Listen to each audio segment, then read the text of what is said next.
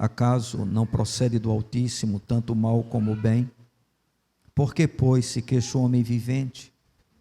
Queixe-se cada um dos seus próprios pecados.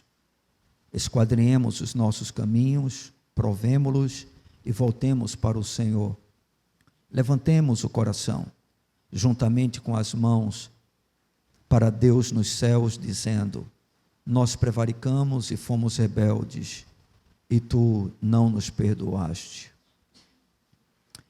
Pai, nós estamos diante de ti, novamente com a responsabilidade de expormos a tua gloriosa palavra, de ouvirmos a tua voz. E essa é uma tarefa trabalhosa para pessoas tão insensíveis como nós. Estamos demasiadamente envolvidos com as coisas desta vida e naturalmente há uma resistência ao teu Espírito. E por isso te pedimos ajuda, para que o Senhor possa falar ao nosso coração, para que o nosso entendimento seja aberto, para que recebamos de ti espírito de sabedoria e de revelação, a fim de conhecermos toda a verdade, para que o teu nome seja glorificado na nossa vida. Fala conosco, Senhor, em meio às nossas limitações e fraquezas. Precisamos de ti. E nós te pedimos isso em nome de Jesus. Amém, irmãos?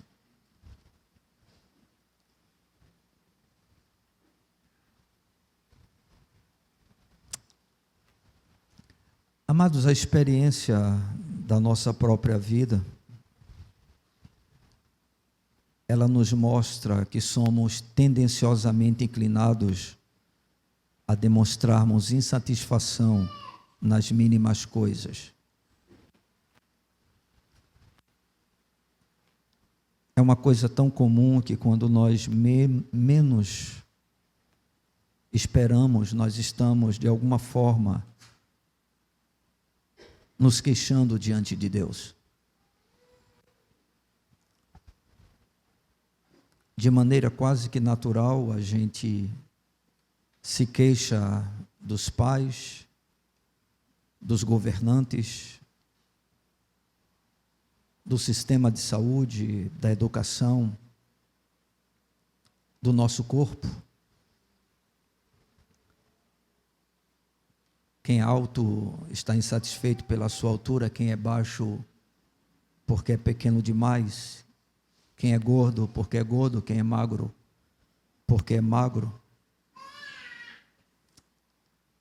O que tem o cabelo loiro gostaria de ter o cabelo preto, quem tem o cabelo preto quer o cabelo loiro. Quem tem cabelo liso gostaria que fosse ondulado, o ondulado queria que fosse liso.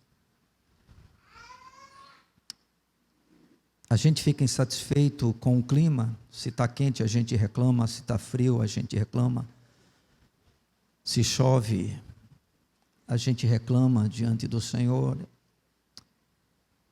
E essa insatisfação ela é demonstrada em tantas outras coisas e de uma forma tão comum, tão natural e tão frequente. E essa tendência que nós temos de nos queixarmos, de apresentarmos insatisfações, elas só aumentam quando passamos por momentos de sofrimento e de dor. E a razão para que isso realmente aconteça é porque normalmente nós sempre nos vemos como vítimas em todas as situações adversas que nos sobrevêm. E nesses momentos em especial, parece que a nossa queixa contra Deus se torna ainda mais evidente. Porque nós passamos a atribuir a esse mesmo Deus a culpa daquilo que nós estamos vivenciando, ou seja, do nosso sofrimento. E nas palavras de Jeremias, nós temos uma apresentação por meio do profeta da maneira correta que nós temos que enxergar as adversidades da vida de uma tal maneira que não tenhamos mais nenhuma queixa contra Deus. O objetivo da palavra de hoje é nos ajudar a percebermos que nós não temos nenhuma razão para nos queixarmos contra o Senhor. É exatamente isso que nós gostaríamos que a igreja pudesse perceber, que nós, como cristãos, pudéssemos entender. E eu queria falar como cessar as queixas contra Deus. Como nós podemos viver uma vida onde as nossas queixas contra Deus sejam acabadas, sejam findas, encerradas. E a primeira coisa que eu queria expor para os irmãos está nos versos de número 37 e 38. Nós vamos procurar explorar o texto com esse objetivo. Seria interessante, porém, que os irmãos entendessem que Jeremias, ele traz esse tipo de palavra exatamente vivendo uma situação extremamente delicada, tanto de forma individual como também no meio do seu povo. Esse livro, que tem como nome Lamentações de Jeremias, ele apresenta exatamente o sentimento do profeta diante da situação da nação de Israel, em meio ao juízo pronunciado por parte do Senhor contra o seu povo. Juízo este que Jeremias experimentou na pele. Quem já leu o livro do profeta Jeremias já pôde perceber todo o sofrimento que ele vivenciou entre os seus patriotas, exatamente por ser uma boca de Deus em sua época, em sua geração, e anunciar de maneira comovente, muitas vezes apelativa, para que o povo pudesse se voltar para o Senhor e se arrepender dos seus pecados. E Jeremias sofre, na sua própria experiência, as consequências do pecado do povo, o pecado da nação. E esse capítulo 3 de Lamentações é como se fosse o auge de todo esse livro. A partir do verso de número 1, o profeta, ele apresenta um quadro caótico e ele, assim, coloca Deus como se fosse o responsável por todo o sofrimento em que o povo estava vivendo. É como se Deus estivesse cercando aquele povo de uma forma que não deixava ele nenhuma alternativa. E o profeta se sente em um caminho tenebroso, se sente como se fosse perseguido por Deus. E quando ele chega no versículo de número 21, ele muda a sua visão. No capítulo de número 3 até o verso de número 20, ele olha para as coisas que estão acontecendo, para o próprio sofrimento da sua vida, para o juízo de Deus sobre a nação de Israel, e ele mostra isso de maneira assustadora. Só que quando chega no versículo de número 21, ele faz a seguinte declaração: quero trazer à memória o que me pode dar esperança.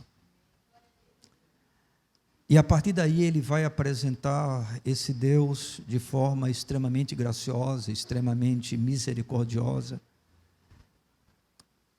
e vai justamente tratar dessa questão que todos nós experimentamos das suas queixas, quando chega de forma específica no verso de número 39, mas a partir do verso de número 37, a gente já começa a compreender algumas coisas que são importantes.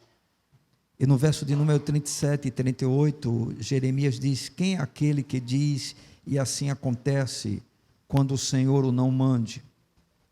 Acaso não procede do Altíssimo tanto o mal como o bem? E o que o profeta estava querendo dizer? diante de todos os acontecimentos que estavam ocorrendo, diante de todo o sofrimento que ele vivia juntamente com o povo. O que é que ele estava querendo apresentar dentro dessa sua declaração? A primeira coisa importante, irmãos, para que a gente possa ser liberto das nossas queixas contra Deus, é saber que nada acontece sem a permissão do Altíssimo. Nada. Nada. Observem mais uma vez o verso de número 37. Quem é aquele que diz e assim acontece quando o Senhor o não mande? Ou seja, nada foge à soberania de Deus. Não existe absolutamente nada, por melhor ou por pior que seja, que Deus não esteja no controle. E nós, como seu povo, precisamos compreender que em sua soberania, esse mesmo Deus, ele utiliza todas as coisas, inclusive o sofrimento, para o bem do seu povo. Preste atenção nisso. Em sua soberania, Deus utiliza todas as coisas, inclusive o sofrimento, para o bem do seu povo.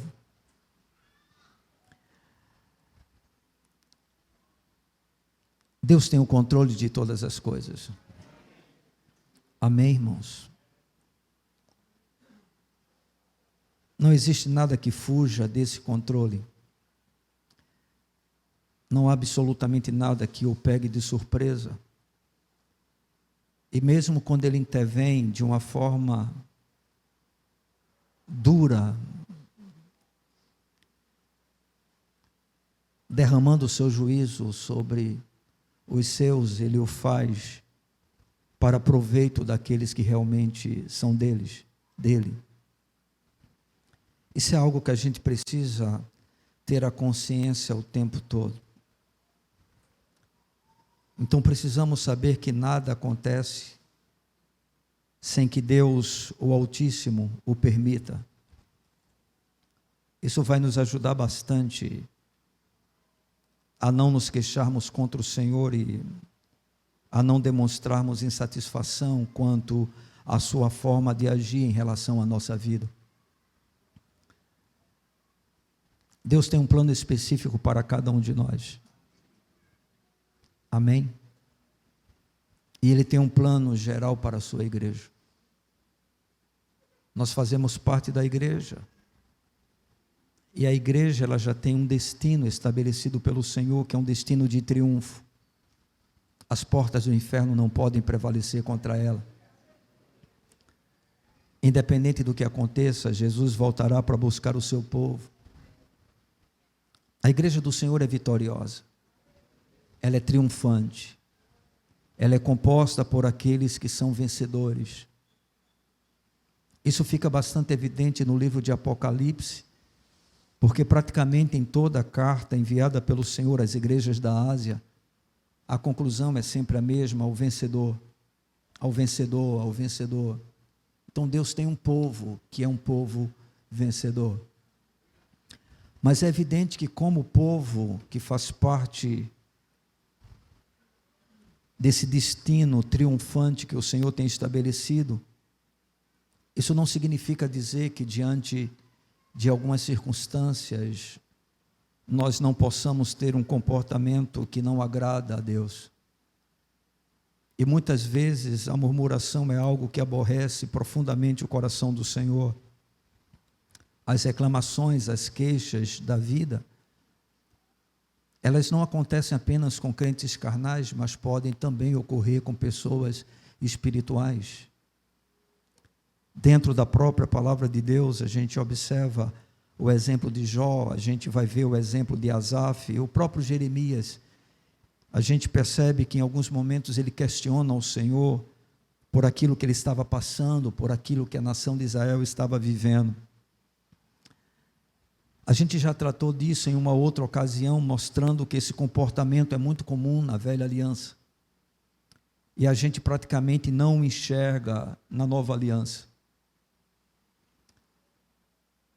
E isso tem uma razão muito simples. Na velha aliança, a visão que os crentes tinham era bastante limitada em relação à pessoa de Deus.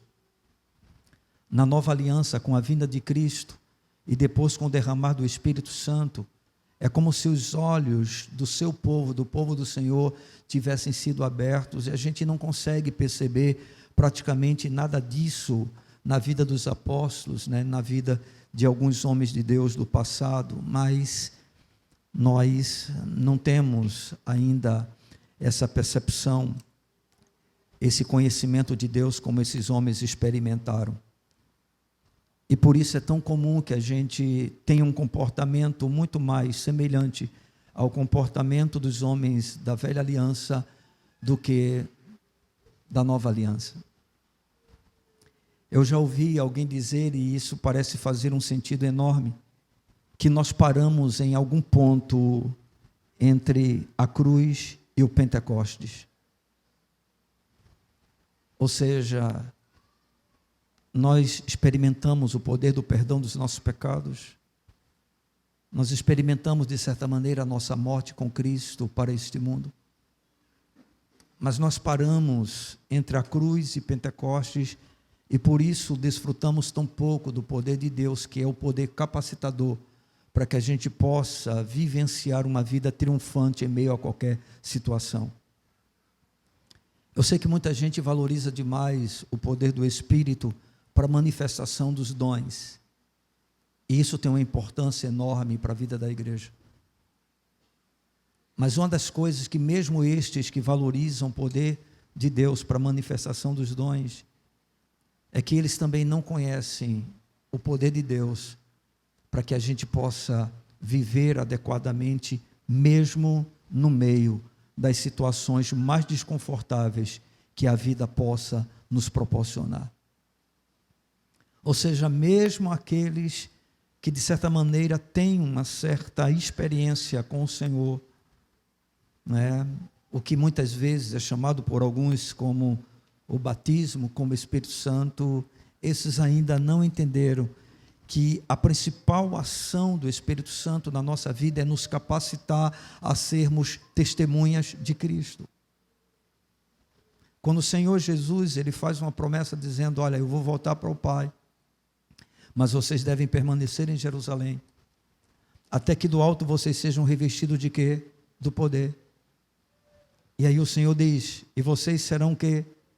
Minhas testemunhas.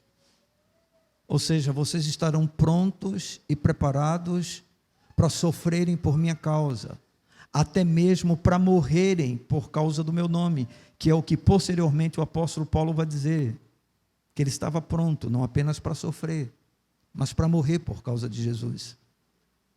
Então, a principal manifestação da ação sobrenatural do Espírito na vida de alguém é exatamente uma capacitação, exatamente para que a gente, cada um de nós, possa viver em meio a qualquer adversidade, sem expressar nenhum queixume, nenhuma reclamação, nenhuma insatisfação contra Deus, porque aqueles que experimentam esse poder sabem que Deus tem o controle de todas as coisas.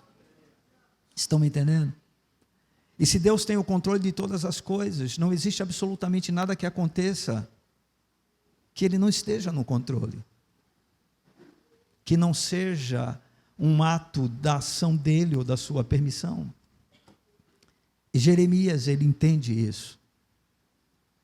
Apesar dos debates que ele teve consigo mesmo e com o próprio Deus, os questionamentos que surgiram em sua mente e na sua alma, ele entende que o Senhor tem o controle de tudo. Não há palavra que se cumpra se Deus não quiser. Não há palavra que deixe de se cumprir se Deus também não quiser. Deus é soberano. Amém? E isso deve ser razão para aquietar o nosso coração. Irmão, se Deus é soberano e Ele é bom, o que temos que reclamar? Mas não é essa a realidade da nossa vida. Justamente porque pouco experimentamos do conhecimento desse Deus como realmente deveríamos. Então o profeta diz: quem é aquele que diz e assim acontece, quando o Senhor o não mande? Acaso não procede do Altíssimo tanto o mal como o bem? Por gentileza, entendam, esse mal aqui não é o mal moral, ok? Deus não é o autor do mal moral, tá certo? O que é o mal moral? É o pecado, é a transgressão, é tudo aquilo que Deus abomina. Ou seja, Deus não é o autor da mentira, Deus não é o autor da prostituição, Deus não é o autor do adultério, Deus não é o autor do divórcio, Deus não é o autor de absolutamente nada dessas coisas. Mas em que sentido Deus é o autor do mal? É no sentido de que Ele mesmo foi que pronunciou que caso Adão e Eva obedecessem a palavra dEle, não comendo a árvore da ciência do bem e do mal que estava no meio do jardim, eles estariam desfrutando da presença gloriosa de Deus para todo sempre. Eles desfrutariam da vida de Deus o tempo todo. Mas o Senhor também pronunciou: no dia em que vocês comerem da árvore da ciência do bem e do mal, vocês vão morrer. Então o que é esse mal? É a consequência da transgressão, é a consequência do pecado. Por exemplo, vamos entender isso. A guerra é um mal que Deus utiliza para disciplinar o seu povo. A peste é um mal que Deus utiliza para disciplinar o seu povo. A fome é um mal que Deus utiliza para disciplinar o seu povo. As tragédias naturais são males que Deus utiliza para disciplinar o seu povo, para chamar a atenção do seu povo, para punir o seu povo. São atos de juízo da parte de Deus. Então, o profeta está dizendo: acaso não procede do Altíssimo tanto mal como o bem? Ou seja, quando o bem vem, Deus utiliza dele para abençoar o seu povo, mas quando o mal vem, Deus utiliza dele para punir o seu povo, e a punição de Deus é bênção. Porque só disciplina aquele que ama. Vocês estão entendendo? Mesmo o sofrimento, quando nos sobrevém, é bênção da parte de Deus. Se eu não me engano, o pastor Marcelo, na oportunidade que teve nessa terça-feira, ele falou alguma coisa a respeito disso. Ou seja, para o povo de Deus não há absolutamente nada que seja mal, porque tudo coopera para o seu bem. Eu sei o quanto é difícil para nós entendermos e aceitarmos esta verdade, mas ela é uma verdade absoluta dentro das Escrituras. Porque o nosso Deus nunca erra, o nosso Deus nunca falha. A nossa mente pode se encher de questionamentos, pode se encher de dúvidas, pode se encher de temores, mas Deus nunca falha.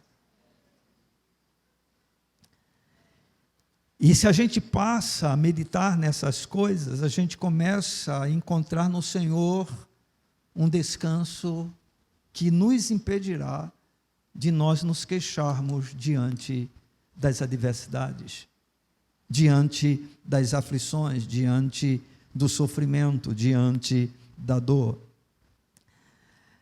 Então a primeira coisa importante é saber que nada acontece sem a permissão do Altíssimo. Então você está vivendo algum momento difícil na sua vida? Ou Deus está agindo diretamente, ou Deus está permitindo? Essa questão, ação e permissão de Deus é bem complexa, né? Não é tão fácil da gente entender, mas ela é clara dentro das Escrituras. Por exemplo, naquele debate entre Deus e Satanás. E Satanás diz para o Senhor: também é muito fácil te servir. O Senhor é maravilhoso com Jó. O Senhor cerca Jó de bênçãos, ninguém pode tocar em Jó. O Senhor protege Jó o tempo todo. Observem que não é Deus que vai gerar toda aquela confusão na vida de Jó. É o diabo. o Senhor diz, tudo bem, vá, mas não toque na vida dele. Ou seja, Deus permitiu. Quando Jesus está, por exemplo, lá, não é, com os seus discípulos no mar, e há uma reviravolta no mar, e o barco vai entrando em colapso de tal forma que os discípulos ficam apavorados, o que é que Jesus faz? Ele se acorda e ele vai fazer o quê? Ele repreende o mar. Aí eu pergunto para vocês, se ali fosse uma ação da parte de Deus, Jesus repreenderia o que Deus estava fazendo? É evidente que não. Filho e pai estão em perfeita harmonia. Não há nenhuma divergência entre eles. São pessoas distintas, mas pessoas que se completam perfeitamente. E Jesus vai e repreende o mar. O que significa que aquele maremoto, aquela tempestade que ali surgiu, foi uma obra maligna. Assim como aconteceram outras, como por exemplo no nascimento de Jesus, em que há um decreto que todas as crianças sejam mortas, aquilo foi Deus. O diabo queria tirar a vida de Jesus, mas Deus é soberano. No entanto, apesar do diabo estar por detrás de tudo isso, quem está no controle de tudo? Deus. Seria possível, por exemplo, aquela tempestade fazer com que o barco afundasse e Jesus morresse afogado? É claro que não, porque Jesus estava no barco. Estão entendendo? Então são coisas que a gente precisa perceber, que a gente tem que ter a compreensão, para que a gente possa lidar melhor com os problemas da vida. E quando os problemas chegarem, nós termos uma atitude correta diante deles, de tal maneira que ao invés de blasfemarmos contra o Senhor, nós possamos glorificá-lo, nós possamos exaltá-lo, nós possamos engrandecê-lo. Então Jeremias diz exatamente isso, que Deus, na sua soberania, tudo acontece por causa da sua permissão, ou por causa da sua ação. Mas no versículo de número 39, esse é o versículo para mim chave dessa reflexão. Jeremias diz, por que pois se queixa o homem vivente? Queixe-se cada um de quê? Dos seus próprios pecados. Preste atenção que nós estamos procurando aprender exatamente o caminho a percorrer, para que a gente possa deixar de se queixar contra Deus. Que às vezes não é uma queixa direta, não é? Às vezes nós não temos a coragem de chegar diretamente para Deus e expormos os nossos queixumes, mas nós o fazemos de forma indireta, reclamando da vida. Não é? Quando a gente reclama de qualquer coisa, dependendo do que seja, nós estamos, de certa maneira, reclamando do Senhor. E eu creio que algo que coopera bastante para que a gente evite esse tipo de postura tão comum na nossa própria vida, é conhecer a gravidade do próprio pecado. Ou seja, quanto mais nós conhecemos a gravidade do nosso pecado, mais nós estaremos tranquilos em relação àquilo que acontece conosco. Porque praticamente quando nós nos queixamos contra o Senhor, é mais ou menos assim: Senhor, tu estás sendo injusto para comigo. Senhor, eu não merecia ou eu não mereço isso. Eu não mereço passar por essa situação. Aí vem o profeta, e exatamente diante do quadro que ele vivia, palavra que eu creio serviu para ele mesmo, como também para o todo o povo de Israel. E quando eu digo povo de Israel, eu estou me referindo àqueles que realmente temiam ao Senhor. Então ele diz: por que, pois, se queixa o homem vivente? Queixe-se cada um dos seus próprios pecados. Ou seja, na verdade, se nós entendermos o que a palavra do Senhor está tentando nos revelar, a nossa queixa diante do sofrimento não seria por causa do sofrimento, mas por causa daquilo que o produz. Você está entendendo? Por que o sofrimento existe? Porque Deus tem prazer no sofrimento? Não. Por que o sofrimento existe? Ele é obra do acaso? Ele caiu na terra de paraquedas? Não. Por que o sofrimento surgiu? Por causa do pecado. A partir do momento em que o pecado entrou no mundo, o sofrimento veio juntamente com ele. Por quê? A sua consequência. O salário do pecado é qual? A morte. Tudo que você imaginar que traz sofrimento ao homem é uma consequência do pecado. Tudo. Não importa o que você venha pensar, todo sofrimento que nós passamos é consequência do pecado. Agora preste atenção, porque o problema do crente é que ele pensa mais ou menos assim: bem, mas se eu fizer a vontade de Deus, se eu andar nos seus caminhos, se eu procurar obedecê-lo, se eu lutar para viver intensamente a realidade da palavra do Senhor, então significa que o sofrimento não vai ter acesso à minha vida. Isso parece bonito, mas na praticidade a gente sabe que não é dessa forma como algumas pessoas acreditam. Porque é só observarmos os exemplos de grandes homens de Deus e a gente vai perceber que, apesar de todo o temor demonstrado para com o Senhor, o seu zelo com a palavra, a sua disposição de obedecer a Deus, a gente sabe o quanto eles sofreram, inclusive por causa do próprio Cristo, por amor a Cristo. E não apenas por causa de perseguição. Alguns teólogos dizem que o apóstolo Paulo ele era atormentado, sofria amargamente com uma doença. A gente não pode dizer que isso seja verdade, mas também, se for, para o apóstolo Paulo não fazia a menor diferença, porque conforme ele mesmo disse lá em Filipenses, ele estava pronto e disposto a sofrer qualquer coisa para que ele pudesse conhecer mais a Cristo. Ou seja, para Paulo tanto fazia se era a espada de Roma ou era, dentro da nossa versão atual, um câncer no seu corpo consumindo a sua vida. Ele não estava preocupado com o que era o sofrimento, ele queria, através do sofrimento, conhecer ao seu Senhor, porque ele entendia que os planos de Deus são perfeitos. É difícil, irmãos, até pregar sobre isso. Porque quando nós pregamos a respeito desse assunto, eu particularmente me imagino: Senhor, mas o que acontecerá se porventura eu sofrer dessa maneira? Mas eu continuo com a mesma convicção: Deus não erra. Deus não falha, e Deus quer o nosso bem. Amém, irmãos? Ainda que esse bem seja acompanhado de grande angústia, de grande dor, de grande agonia, irmãos. Mas Deus é um Deus bom. Amém?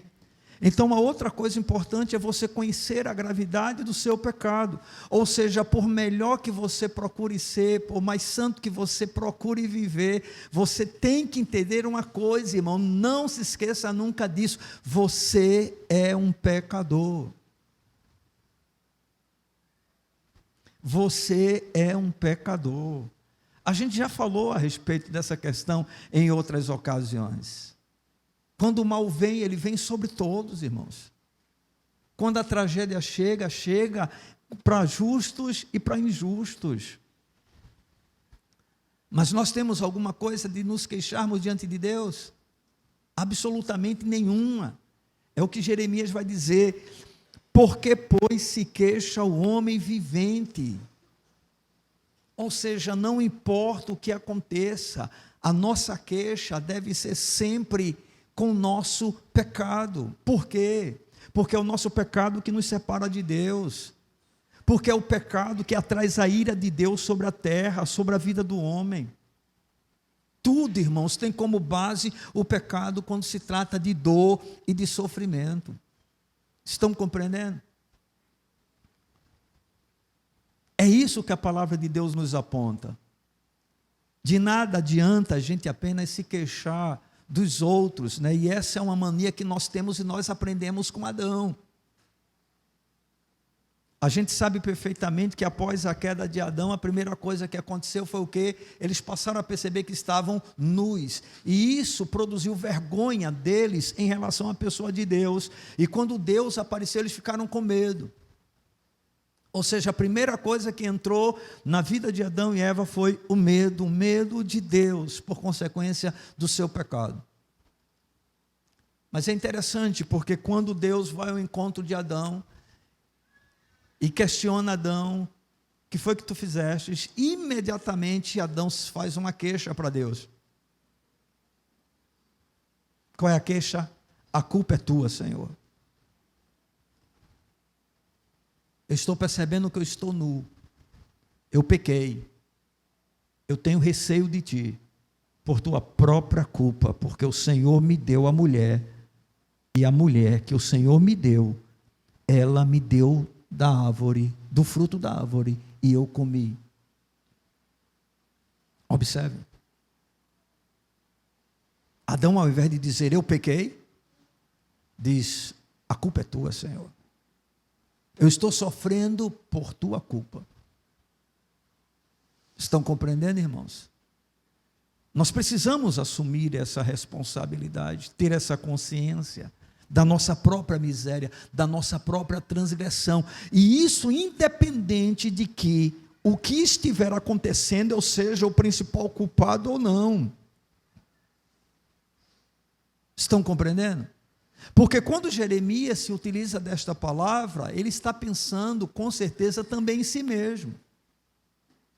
E nós sabemos que Jeremias viveu uma vida de uma santidade tão grande, que quando Jesus, ele perguntou para os seus discípulos o que é que os homens estavam falando a respeito dele, aí eles começaram a dizer, uns dizem que tu és João Batista, outros dizem que tu és Elias, outros dizem que tu és Jeremias. Você sabe, irmãos, o que isso significa?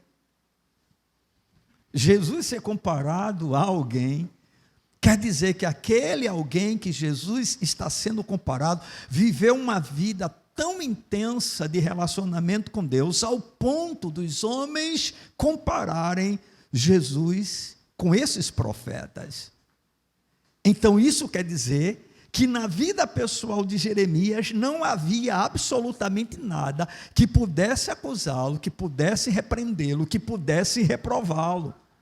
E, no entanto, Jeremias vai e agora se dirigindo para o seu povo, no seu lamento, justamente percebendo a sua própria vida, o que estava acontecendo, ele vai e afirma, por que, pois, se queixa o homem vivente? E ele responde, queixe-se cada um dos seus próprios pecados. Ou seja, nós devemos nos queixar, não do sofrimento em si, mas daquilo que o produz. Ou seja, o nosso pecado. Por exemplo, eu sei que a grande maioria dos que aqui se encontram, e eu digo a grande maioria porque eu sei também que existem pessoas que lamentavelmente foram instrumentos nas mãos do inimigo, por uma permissão de Deus para acontecer o que está acontecendo na nossa nação. Mas eu sei aqui que praticamente todo mundo deve ter votado em um candidato que não seja o candidato que está no comando agora da presidência. Porque todo cristão com uma consciência mínima de evangelho deve ter se posicionado do lado dos valores das Escrituras.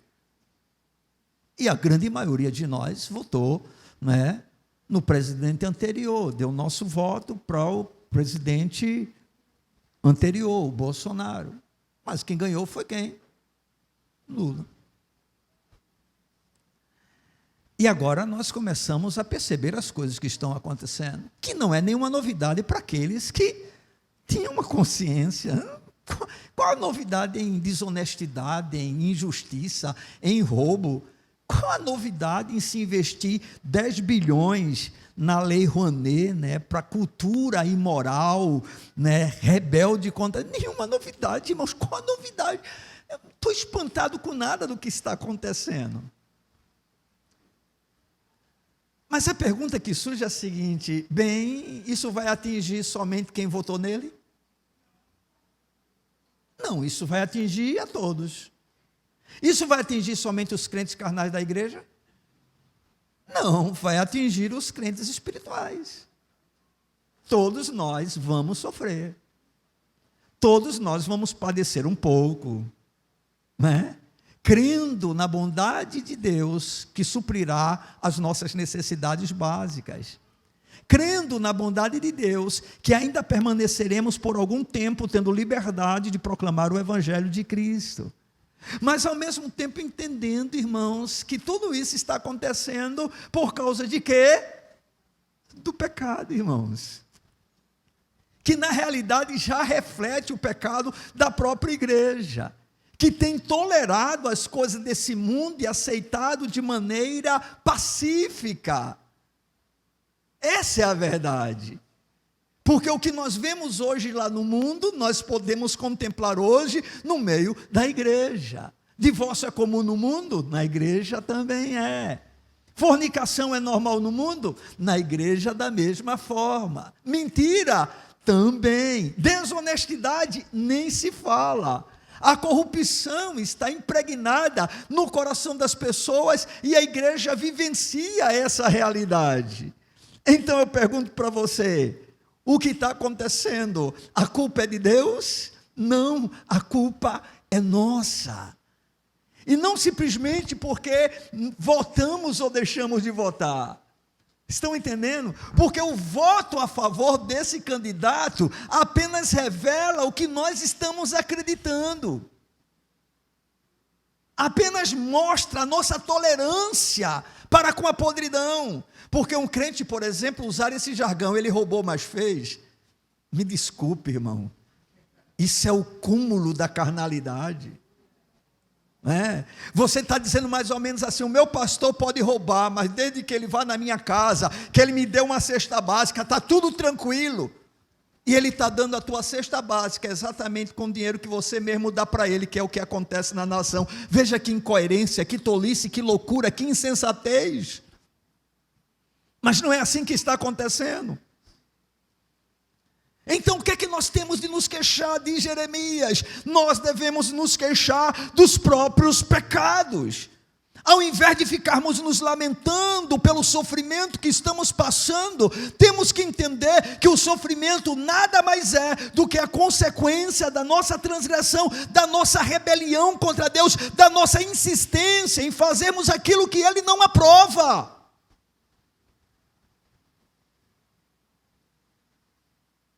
Deus tem falado, irmãos, para a sua igreja, mas são poucos aqueles que ouvem a voz do Senhor. Nós continuamos vivendo o mesmo tipo de vida, priorizando as mesmas coisas, amando as mesmas coisas, e Deus não tem ocupado o lugar que Ele realmente quer, que Ele tem direito, porque Ele é Deus. Estão entendendo? Então a gente pode até se entristecer quando chega a dor, quando chega o sofrimento, mas nós temos uma razão muito maior para nos entristecer, que é qual? O nosso próprio pecado. O nosso próprio pecado.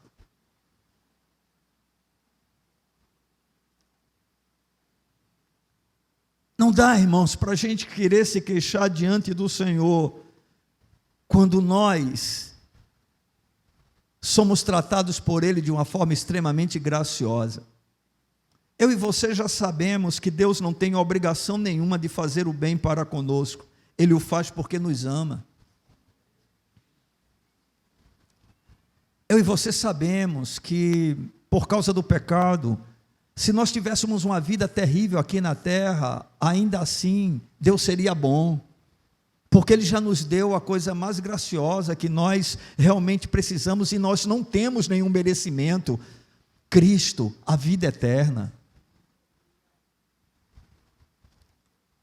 Mas é evidente que para a gente ter esse conceito realmente é trabalhoso, porque justamente nós achamos que Deus tem a obrigação, de nos abençoar, de nos dar uma vida saudável, uma vida próspera, uma família maravilhosa, um relacionamento perfeito, E isso não é o que as Escrituras nos mostram. Estamos sofrendo as consequências da nossa transgressão, irmãos. E Deus é justo. Deus é justo. E Ele sabe o que nós precisamos. O que nós realmente necessitamos. Então, ao invés de murmurarmos contra Deus, devemos exatamente nos entristecermos com o que nós mesmos provocamos. Como pecadores, nós temos uma parcela de culpa no sofrimento que nós experimentamos. Amém? Na verdade, muitas vezes nós somos o total causador, não é verdade? Por exemplo, você faz uma escolha péssima para um casamento e depois vai se queixar a Deus porque o casamento não presta.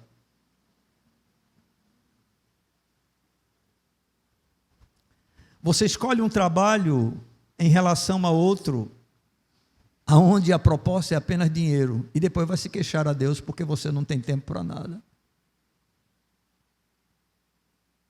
Observe, não é? Você fuma a vida toda, depois pega um câncer, vai se queixar para Deus e agora quer que Ele cure você. Você come pessimamente e depois está com todas as taxas alteradas e vai se queixar para Deus porque você administra mal o seu corpo, porque você é um péssimo mordomo.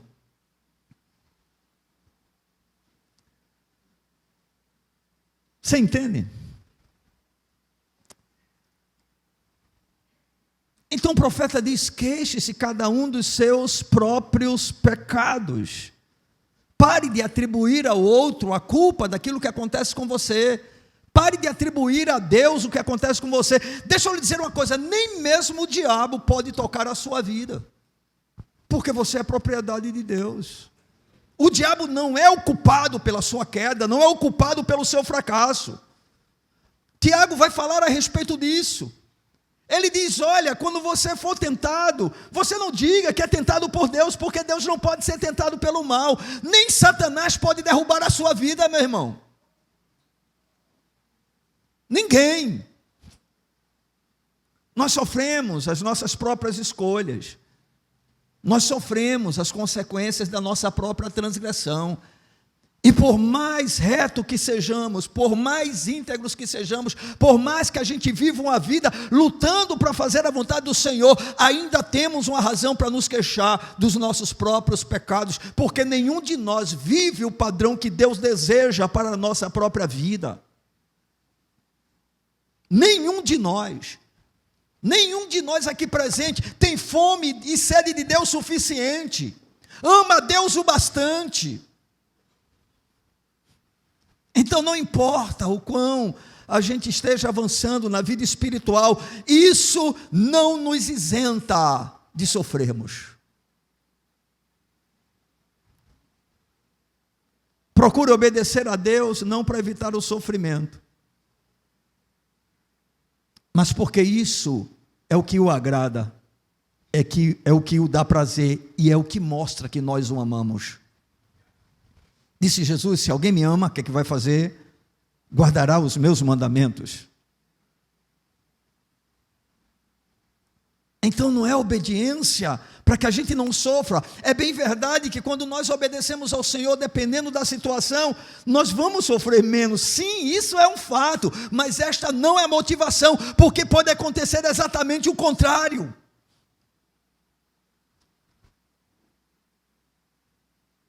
E por isso, irmãos, a nossa razão é Deus, apenas Deus. Não são as consequências, mas apenas Deus. Como cessar as queixas contra Deus? Primeiro, saber que nada acontece sem a permissão do Altíssimo. Deus é soberano e utiliza todas as coisas, inclusive o sofrimento, para o bem do seu povo. Segundo, conhecer a gravidade do próprio pecado. Devemos nos lamentar não pelo sofrimento que passamos, mas pelo pecado que cometemos.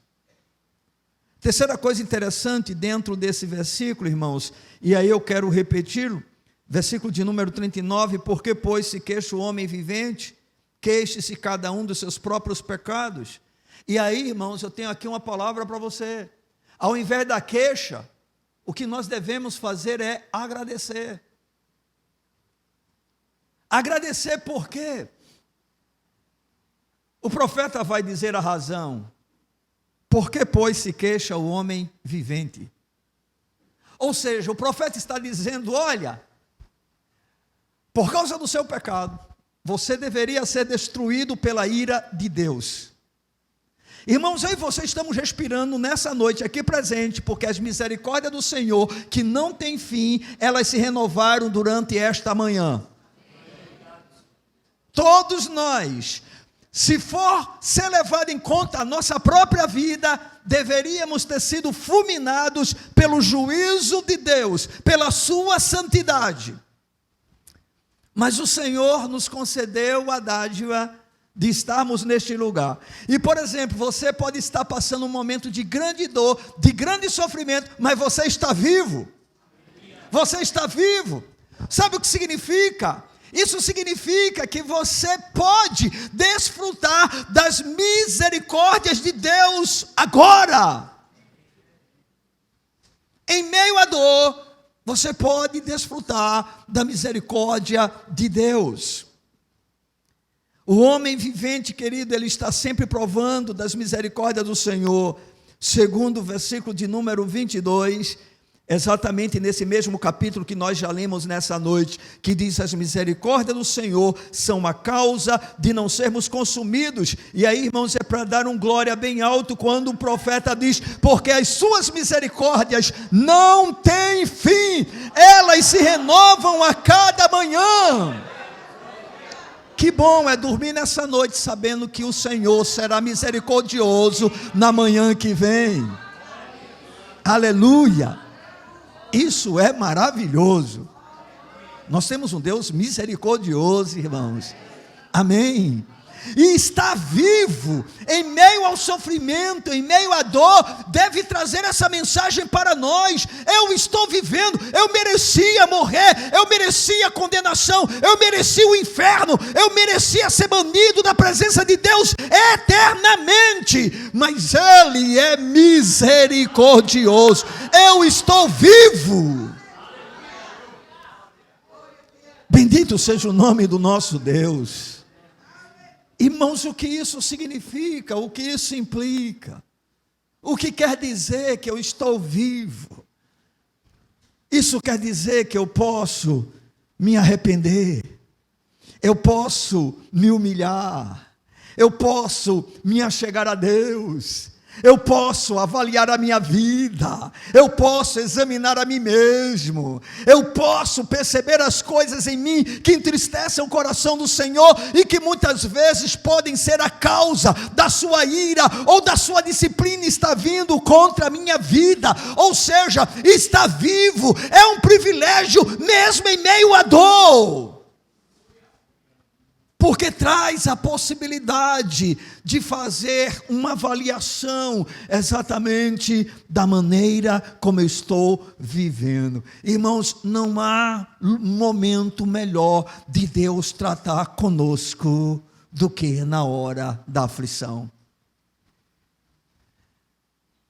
Eu estava conversando com o irmão e diante do momento que ele estava passando, que ele passou, de muito sofrimento, de muita dor, ele disse: pastor, eu pedi perdão de todos os pecados da minha vida, até dos que eu não conhecia.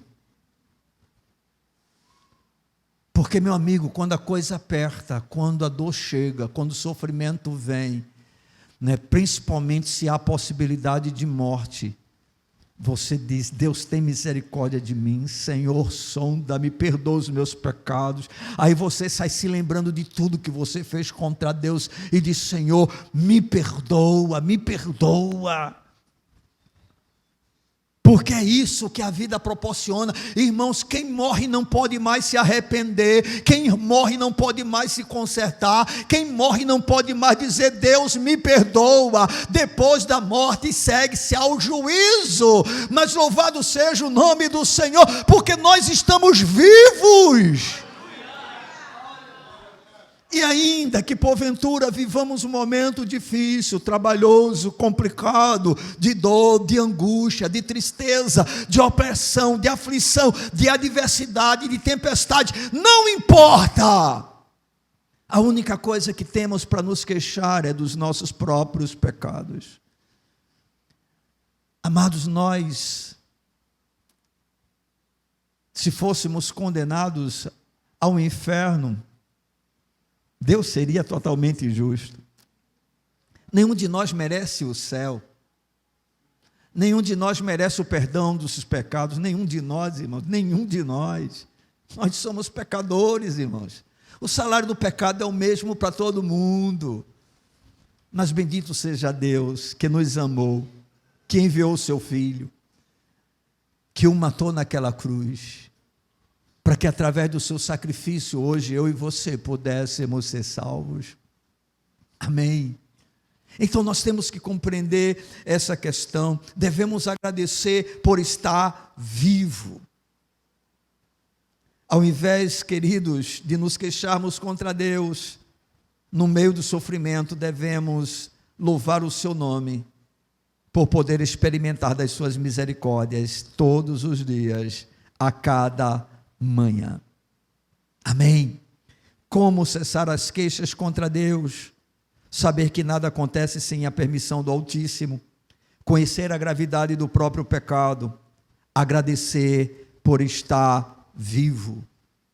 Você não merece viver. Deus poupa você por causa da sua misericórdia. Amém? Com o ímpio, dando a possibilidade do arrependimento para que ele se volte para ele. Irmão, presta atenção, cada respirar do ímpio é Deus dizendo assim: eu te amo e quero você para mim.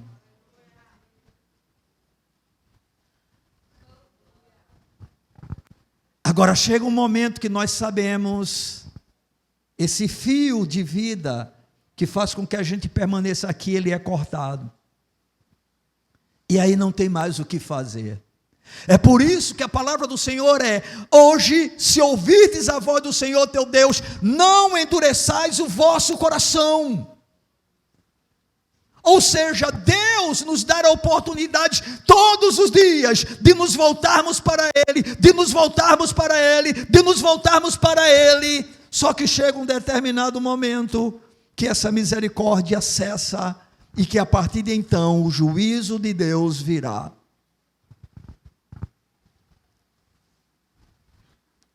E eu e você, que fazemos parte do seu povo, e mesmo sendo do povo desse Deus, muitas vezes fazemos coisas que o entristecem.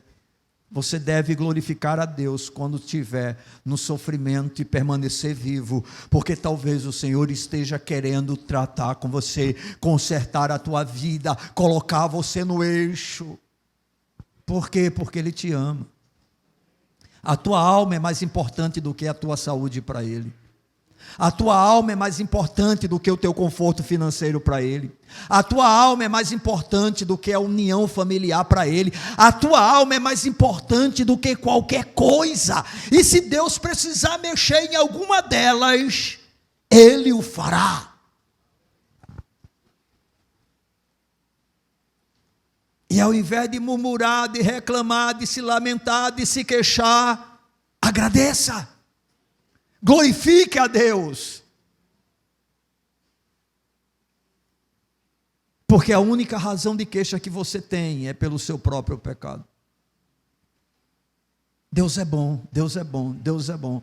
Mesmo no mal, Deus é bom. Mesmo na hora ruim, Deus é bom. Mesmo no tormento da nossa alma, Deus é bom. Deus é bom, Deus é bom, Deus é bom. Nada vai mudar isso nele. Só que eu e você precisamos crer nisso. Ter convicção disso.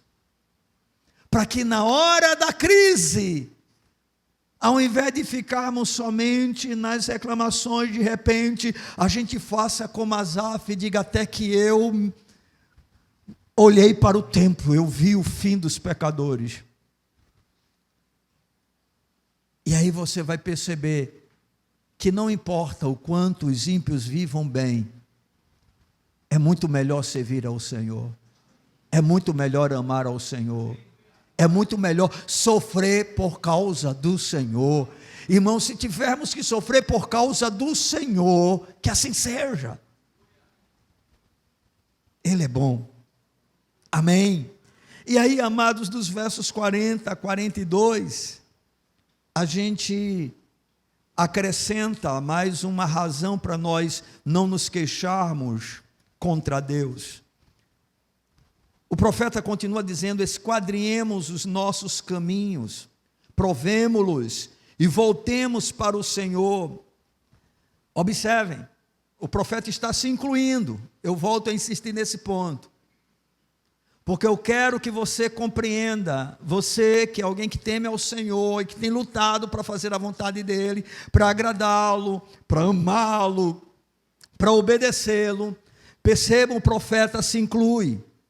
Ele não diz assim: esquadrinhem-se os seus caminhos, ou esquadrinhem os caminhos de vocês. Não, esquadrinhemos os nossos caminhos, provemo-los e voltemos para o Senhor. Levantemos o coração juntamente com as mãos para Deus nos céus, dizendo: nós prevaricamos e fomos rebeldes, e tu não nos perdoastes. Ou seja, o profeta, ele nos mostra que o sofrimento pode ser uma oportunidade de um arrependimento sincero e verdadeiro. O sofrimento pode ser uma boa oportunidade de um arrependimento sincero e verdadeiro. Irmãos, quanto mais fácil é a nossa vida, menos necessidade a gente acha que tem de se arrepender diante de Deus. E mais a gente vai se acomodando ao maldito pecado, à frieza do nosso coração, à nossa indiferença para com o Senhor, à nossa passividade. A gente faz descaso de Deus e acha que está tudo bem. A gente tem um relacionamento com Ele puramente artificial e acha que está tudo bem. Porque na hora do bem bom, a gente parece não perceber os males que nós estamos vivenciando.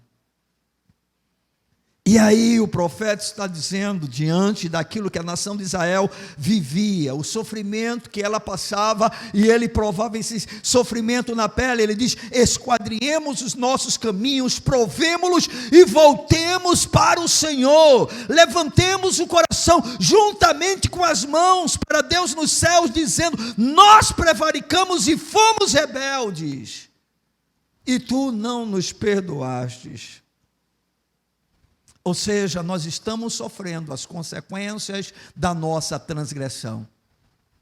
Presta atenção, esse tu não nos perdoastes, não é porque não haja perdão em Deus.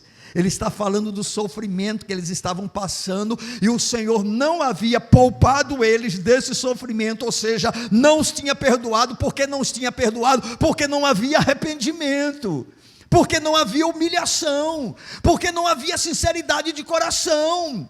Havia apenas ritualismo, cerimonialismo, formalismo. Era algo puramente mecânico, a relação daquele povo com Deus. E agora eles estão debaixo da dor, debaixo da opressão, debaixo, da fome, da miséria, das enfermidades. E aí o profeta diz: esquadrinhemos os nossos caminhos, provemo-los e voltemos para o Senhor. Levantemos o coração juntamente com as mãos para Deus nos céus, ou seja, arrependimento genuíno, verdadeiro, sincero, que é demonstrado através de uma mudança nos comportamentos, nas atitudes, naquilo que é prioridade, naquilo que realmente agrada ao Senhor. Observem que é o sofrimento que faz isso.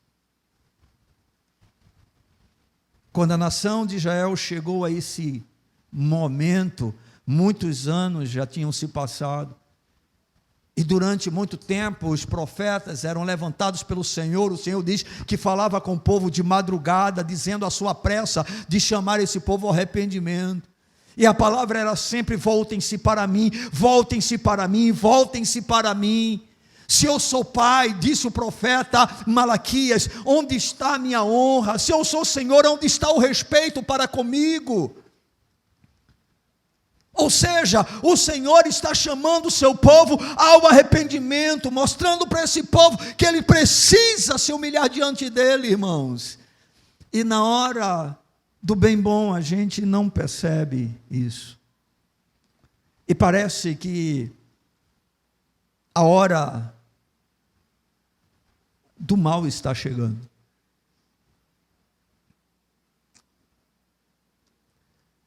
Talvez alguns de nós não estejamos experimentando sofrimento ainda, né?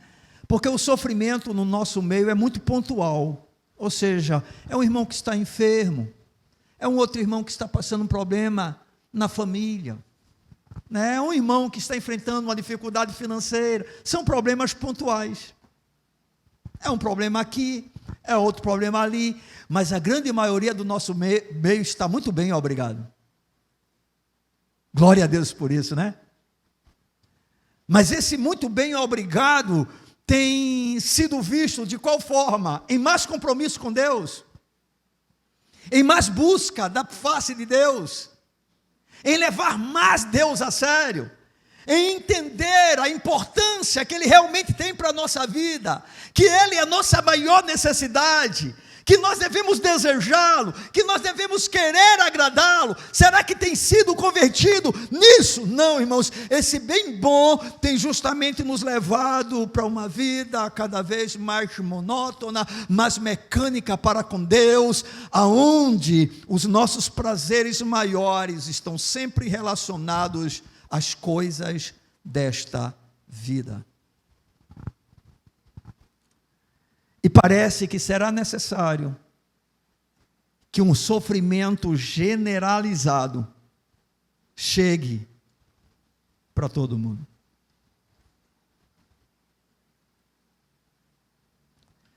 Porque a gente não consegue muito sofrer com o sofrimento dos outros. É preciso que o sofrimento chegue na nossa porta. A gente não tem muita compaixão pelo outro. A gente se compadece sempre de nós mesmos.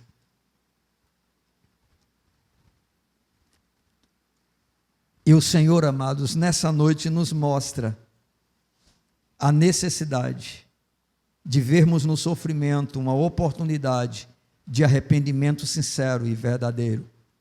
Se você está passando por algum sofrimento, não deixe que isso seja em vão.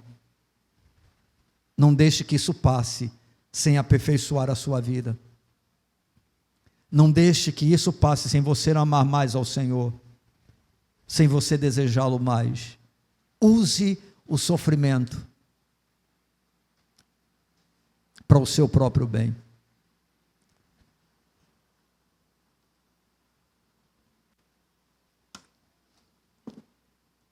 Somos naturalmente queixosos. E se o fazemos nas mínimas coisas, por sermos constantemente insatisfeitos, imaginem o quanto essas queixas aumentam na hora da aflição. A gente perde a paciência, a gente perde a paz, a gente perde a alegria, a gente perde a satisfação. Alguns perdem todo o desejo pelas coisas de Deus, porque justamente passam a atribuir a Ele a culpa. Mas não deve ser esse comportamento, Senhor, esse comportamento, nosso comportamento. Nós devemos ter plena certeza de que nada acontece sem a permissão do Altíssimo. Deus é soberano. Devemos ter conhecimento da gravidade do nosso próprio pecado. Nós somos os únicos responsáveis pelos males que nos acontecem. Nós somos os únicos responsáveis pelos males que nos acontecem.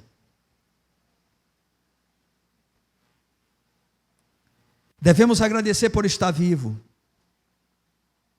porque isso faz com que a gente possa justamente ver no sofrimento a oportunidade de um arrependimento sincero e verdadeiro. Eu quero concluir dizendo que se nós considerarmos as aflições como um castigo justo pelos nossos pecados, Presta atenção nisso. Se considerarmos as aflições como castigo justo pelos nossos pecados, presta atenção nisso. Não há injustiça da parte de Deus em sofrimento algum que nós venhamos passar. Nós merecemos.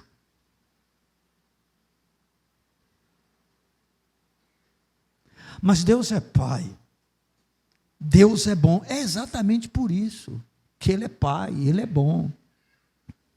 A sua palavra diz que nós não somos provados acima da nossa força. E vai além. Juntamente com a provação, o que é que Deus faz? Ele dá o escape.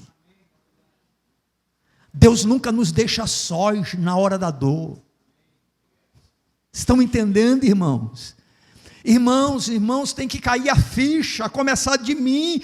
Aqui não é a nossa casa. Aqui não é o nosso destino final. Nós somos peregrinos. Nós estamos caminhando para a eternidade. Nós estamos voltando para o nosso lar. E o nosso Pai é um Pai bom. Ele sabe o que precisamos. Ele sabe que muitas vezes é necessário tirar aquilo que nós temos como base para a nossa força, para o nosso sustento, para que a gente entenda que Ele é a nossa força, Ele é o nosso sustento.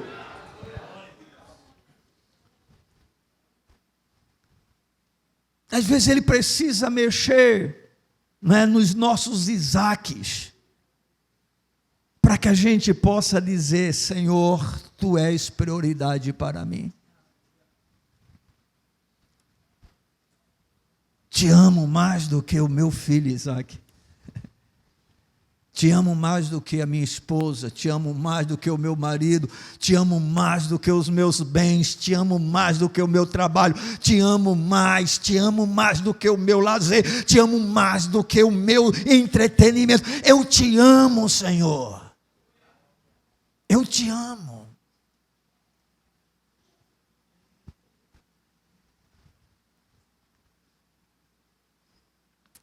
Temos, irmãos, que ser levados a esse nível. Temos que chegar a essa dimensão. Deus, Ele é justo, queridos. E a partir do momento em que vemos o seu castigo como sendo justo para nós, nós teremos um comportamento diferente. E mesmo que não seja castigo, seja apenas uma permissão. Porque nem sempre é castigo. Eu não acredito que Paulo estava preso antes da sua morte como um castigo da parte de Deus. Paulo está preso, Paulo está abandonado, Paulo está solitário em uma masmorra, sendo tratado como criminoso, pés e mãos acorrentados. Paulo está com frio, Paulo provavelmente está enfermo, Paulo foi abandonado por todos. Isso foi castigo da parte de Deus? Não. Ele diz: mas o Senhor não me deixou só. Combati o bom combate, acabei a carreira, guardei a fé. Você entende? Deus é justo, irmãos. Mas Deus poderia me livrar disso? Poderia, mas Ele não quer. Se Ele não quer, o problema é dele. E nós que entendemos que Ele já nos deu essa tão grandiosa salvação, irmãos, o nosso corpo vai voltar ao pó de um jeito ou de outro. Com dor, sem dor, a gente volta ao pó. Amém. Sofreremos ainda a última consequência do maldito pecado, caso não sejamos arrebatados para estarmos juntamente com o Senhor nos ares. Vai acontecer, irmão. Mas será o último sofrimento que talvez tenhamos que enfrentar. Depois do último suspiro não haverá mais dor, não haverá mais tristeza, não haverá mais sofrimento, irmãos. Não haverá mais angústia. Não haverá mais aflição, não haverá mais insônia, não haverá mais ansiedade, não haverá mais preocupação, não haverá mais medo, não haverá mais desespero. estaremos para sempre com Ele, irmãos. As únicas queixas que teremos, irmãos, quando nós compreendemos que as aflições, elas servem como disciplina da parte do Senhor, como um castigo justo pelos nossos pecados, como uma consequência deles, irmãos. Nós jamais nos queixaremos contra Deus. E a nossa queixa sempre será em relação ao nosso próprio pecado. Na verdade, se compreendermos isso, seremos gratos ao Senhor por estarmos vivos e assim podermos procurar e encontrar nele misericórdia para a vida eterna, algo que somente os vivos podem fazer. Amado pecador que se encontra aqui nessa noite, que ainda não entregou a vida para Jesus, eu quero dizer para você que você é um privilegiado pelo fato de Deus conservar a sua vida viva. Porque estando você vivo, você pode reconhecer que precisa desse Deus. Você pode se arrepender dos seus pecados. Você pode entender que o sofrimento é a consequência do seu próprio pecado. E assim experimentar as misericórdias desse Deus e desfrutar dessa tão grandiosa salvação que apenas Ele pode oferecer. E quanto ao povo de Deus, aqueles que são do Senhor, que nós possamos juntos crescer no conhecimento desse Deus de tal forma que não haja mais queixa alguma no nosso coração. Deus é perfeito, Deus não falha, Deus não erra. Não será com você o primeiro erro que Deus vai cometer. Então use cada dificuldade de sua vida, cada momento de dor, cada momento de aflição, cada momento de tristeza, cada sofrimento, como um instrumento para ser grato ao Senhor e ter a sua vida purificada pelo fogo. Amém, irmãos? Que o Espírito Santo faça isso na nossa vida. Vamos ficar de pé.